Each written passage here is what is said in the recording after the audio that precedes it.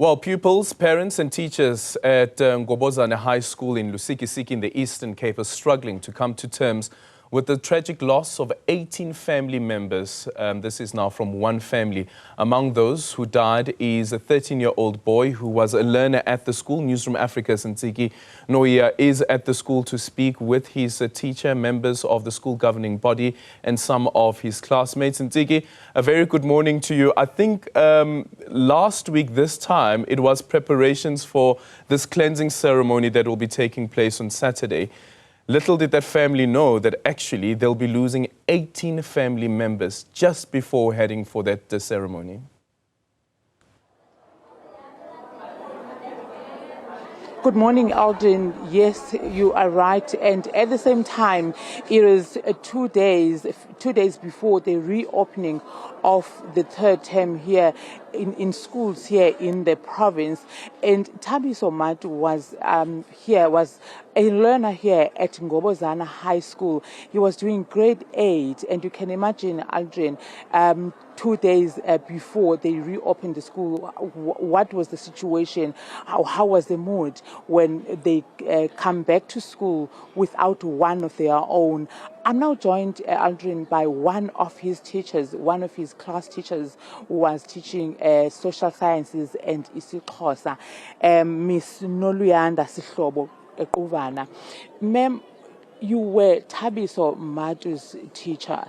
In class, and how would you remember him, and how is the mood like at school, especially after receiving the news of his passing, untimely passing? And I can imagine the situation when you reopened the schools on Tuesday the 1st. Okay, ma'am. We were not besisoyika ukuya eklasini, and besisoyika nokuza even esikolweni because besingazi uba i-situation izoba njani xa sesifika. And babuhlungu kakhulu ke ngo even xa sele ume phambi kwabantwana abe befunda nabo and ujonga nale ndawo behlala kuyo because kuyavakala akho mnandi andifuna uxoka, so sinyamezele ngaske ndiyibeke kanjalo. And what type of a learner was he? Can you give us a picture of who Thabiso Matu was here in school premises, inside and outside the classroom? He was a live learner. He was not afraid to ask when there is something that he didn't understand. He was that learner who was not scared in class. He used to ask questions where there is something that he doesn't know or he didn't understand in class. And he wanted to be a lawyer when Osalemdala, wayihalelwa lawyer uThabiso. And bengilam to appreciate itishala zakhe, if une hairstyle enhle bengincoma umhle mem, bengilam to onjalo ongoyikiyo but bengageze eklasini. Was he participating in any sporting code, do you know? Not formally, but informally, because kudlalwa apha esikolweni but bazilalela nje ibhola. And ube participate kukhona i-subject ebizwa ngoba yi-creative arts. Kulapho ke bese sibabone khona izinto abazithandayo. Bethanda ukudlala la mculo walapha emakhaya. Ezanto kuthiwa izimfene mhlawumbe ubezenza bese simbone ke xa kudlala xa kuyila subject ye-creative arts. Because sport formally apha esikolweni kulonyaka khange sibe khona. Thank you so much, Miss Noluya Ngobazana.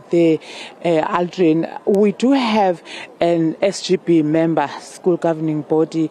If you can excuse us, ma'am, and we speak to the SGB chairperson. Can I have your name, sir? Okay. Nizi members SGB apha esikolweni, and ngolwesibini xa bekuvulwa izikolo ndiqinisekile uba benikhona nani itishala zixhalekile emphefumlweni nabantwana bekhathazekile. Ingaba nike nayifumana inkonzo yokuphululwa kwetishala nabantwana nani njenge-SGB ngokwasemphefumlweni from social workers?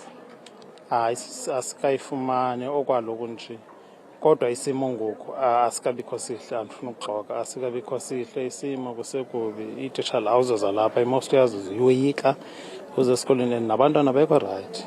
andifuna uxoka abahlala nangaphandle emakhotejini akho right baxhonyiswa nje oko kambe bekusanda uxhonyiswa abanye apha ezintsukwini bangenelwa ngomkhonto but asazi bakwenzakalani asikafumani ke ngoku nalo counselling okwangoku yenzeke lo incident yoba baxhonyiswe abantwana besikolo.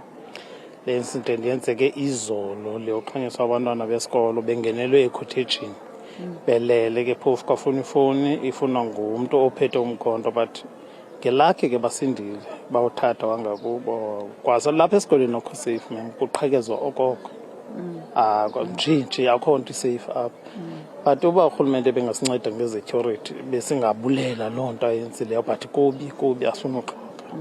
Thank you so much, sir. The school governing body chairperson Aldrin here at Ngobozana High School saying that they are not safe. Remember, Lusikisiki is leading in terms of crime ranging from gender-based violence and murder. He was saying that even yesterday, just yesterday, it means it is not only this family that was targeted, but generally there is high crime rate in the area. Learners who are boarding, in houses here in the village were broken into by somebody who was carrying a sharp weapon, and he demanded cell phones and took some of the stuff that belonged to those learners. If I may go back to Thabiso Matu's situation, Aldrin, before I take it back to you.